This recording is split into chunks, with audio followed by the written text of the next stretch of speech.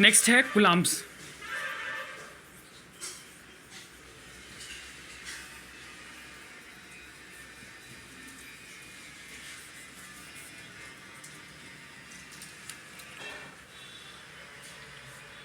Coulomb's law discuss करने के पहले हम स्टैंडर्ड 9 का ग्रेविटेशनल फोर्स में यूज़ किया गया force due to gravity which is capital G m1 into m2/r² पे कमेंट कर लेते हैं।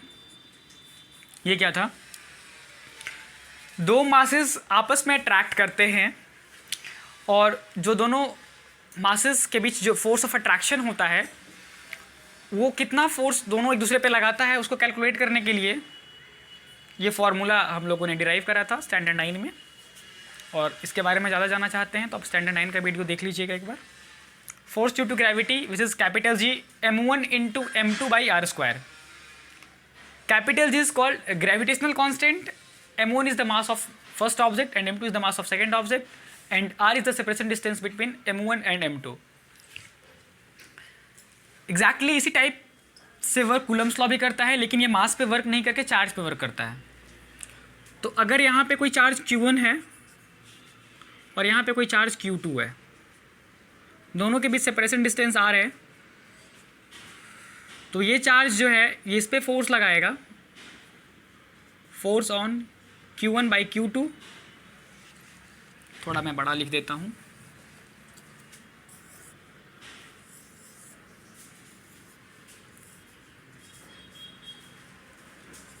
q1 चार्ज और q2 चार्ज दोनों के बीच सेपरेशन डिस्टेंस r है। तो q1 फोर्स लगाएगा q2 पे और q2 फोर्स लगाएगा q1 पे। ये इस पे फोर्स लगाएगा और ये इस पे फोर्स लगाएगा। चार्ज पार्टिकल है, फोर्स लगाएगा ही एक दूसरे पे। तो फोर्स लगाएगा तो समझते हैं आखिर फोर्स ये लगाता कैसे है।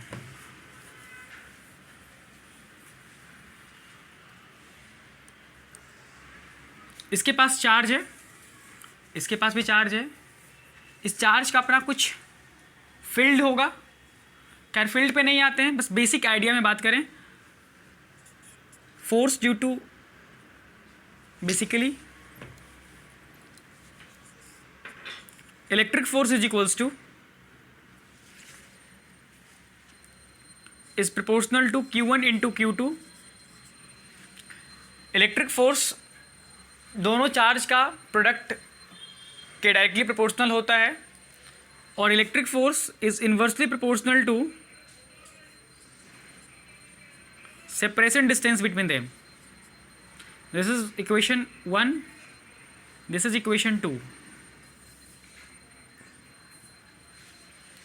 इसको बस समझना है, फोर्स जो होता है वो प्रोपोर्शनल होता है चार्ज के, मतलब दोनों में से कोई एक चार्ज बढ़ेगा तो फोर्स बढ़ जाएगा, दोनों में से कोई एक चार्ज घटेगा तो फोर्स घट जाएगा, दोनों चार्ज बढ़ेगा तो फोर्स और बढ़ जाएगा, क्योंकि दोनों का प्रोडक्ट नेट प्रोडक्ट ज़्यादा हो जाएगा। इलेक्ट्रिक फोर्स जो होता है वो इन्वर्सली प्रोपोर्शनल होता है डिस्टेंस के। जैसे इसको समझने के लिए मान लेते हैं कि यहाँ पे कोई स्पीकर बज रहा है, इससे कुछ साउंड प्रोड्यूस हो रहा है, हम सोर्स के पास हैं, यहाँ पे खड़े हैं। अब ये सोर्स के पास है तो हम मतलब ऑडिबल ज़्यादा है, ज़्यादा अच्छे सुन पा रहे हैं। अब सोर्स से दूर चले गए, कुछ यहाँ आ गए, तो हम ऑब्वियसली बात है कि हम कम सुन पाएंगे, और कुछ और दूर चले जाएंगे तो एलिमिनेट ही हो जाएगा, मतलब खत्म ही हो जाएगा, क्योंकि साउंड वेव तो इस तरीके से फैल रहा है ना धीरे धीरे। ये नज़दीक था तो उसके फील्ड में आ रहा था, आने वाले समय में इतना फैल जाएगा कि उसके पार्टिकल्स वहाँ पहुँच ही नहीं पाएंगे, तो कहाँ से सुनाई पड़ेगा। तो डिस्टेंस अगर कम होता है, डिस्टेंस अगर कम होता है तो फोर्स उसके बीच ज़्यादा एक्टिव होता है, और अगर डिस्टेंस बढ़ जाता है तो फोर्स घट जाता है। वो तो देखने वाला बात है, ये समझ में अच्छे से आ रहा होगा। ये दोनों नज़दीक रहेंगे तो फोर्सेस ज़्यादा लगाएंगे एक दूसरे के बीच, और ये अगर दूर रहेंगे तो फोर्सेस कम लगाएंगे।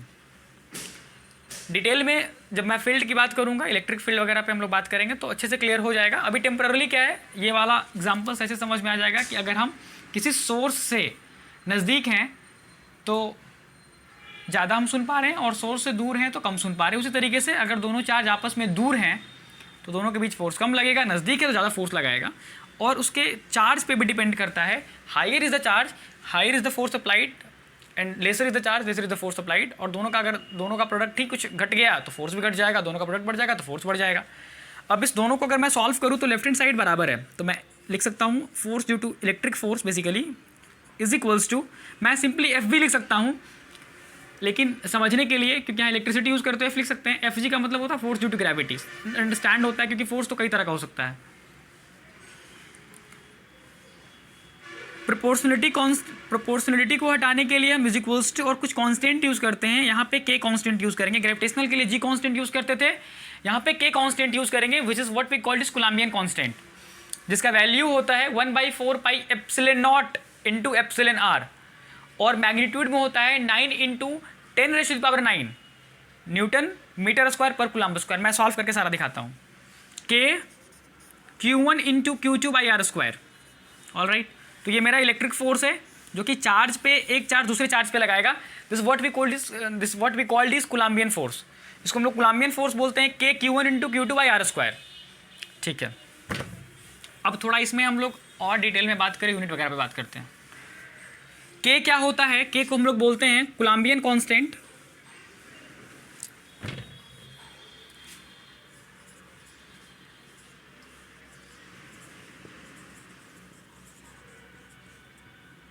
कूलम्बियन कांस्टेंट के को हम लोग और लिखते हैं 1/4 pi epsilon naught into epsilon R, जिसका वैल्यू होता है 9 into 10⁻⁹ newton metre square per coulomb square.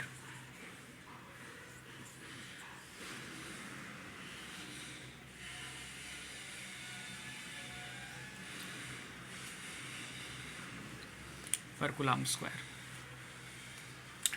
मैं यूनिट का बात करूँ तो यूनिट कैसे कैलकुलेट करते हैं, तो यूनिट के लिए मैं बता देता हूँ। ये तो मैग्नीट्यूड है, ये साइंटिफिकली प्रूव्ड है, ये मैंने नहीं दिया है, ये ऑलरेडी साइंटिस्ट ने रिसर्च करके इसके बारे में इस पर कमेंट किया है। यूनिट पे तो हम लोग कर सकते हैं यूनिट रिलेशन। तो मुझे के का यूनिट कैलकुलेट करना है, तो मैं सिंपली मैं बात करूँ एफ इज इक्वल्स टू के Q1 इंटू Q2/r²।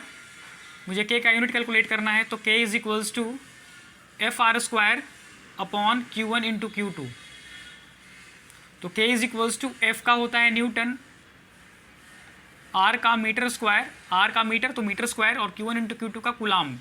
तो सिंपली मैं कूलम्ब स्क्वायर कर दूँ, तो के का यूनिट क्या हो जाएगा, newton metre square upon coulomb square. This is the unit of K and the value is 9 into 10⁻⁹ newton metre square per coulomb square. All right, तो इस तरीके से हम के का यूनिट कैलकुलेट किए। This is the magnitude and this is also written in this form. K is equals to 1/4 pi epsilon naught into epsilon R. आपको आने वाले स्टैंडर्ड में समझ में आ जाएगा किसका मीनिंग क्या है, या फिर आप इलेक्ट्रोस्टैटिक्स पढ़ेंगे स्टैंडर्ड 12 में, तो इसके बारे में डिटेल में बात किया गया है। परमिटिविटी क्या है, परमिएबिलिटी क्या है, तो ये परमिटिविटी और परमिएबिलिटी पे बात करता है। अभी आपको उतने डिटेल में नहीं जाना क्योंकि 10th में ऑलरेडी बहुत सारा और टॉपिक है, उसको डिस्कस करेंगे हम लोग। ये यूज़ किया गया है इलेक्ट्रोस्टैटिक्स में। मैं थोड़ा सा बस मैंने आपको इंट्रोड्यूस कर दिया ताकि आप लोग उससे परिचित हो जाएं। ठीक है, तो इसको हम लोग कूलॉम्ब्स लॉ बोलते हैं, कूलम्बियन फोर्स हो गया ये सारा चीज़। इसके बाद आगे बढ़ते हैं, इस पर एक प्रॉब्लम करते हैं।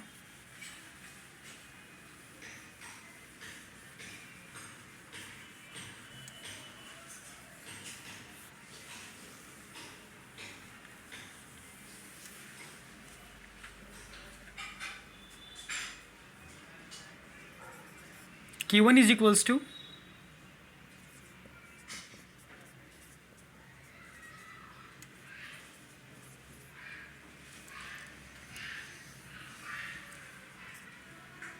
Q2 is equals to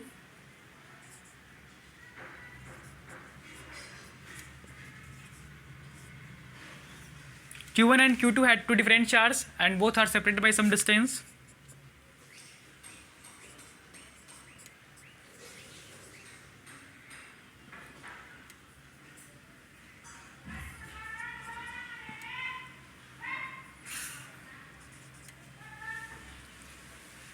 You have to find the force between these two charged particles, and the value of K is 9 into 10⁻⁹ Newton meter square per coulomb square। कुछ नहीं करना है, बेसिकली फॉर्मूला पता ही है, K Q1 into Q2/r²। के का value put कर देंगे,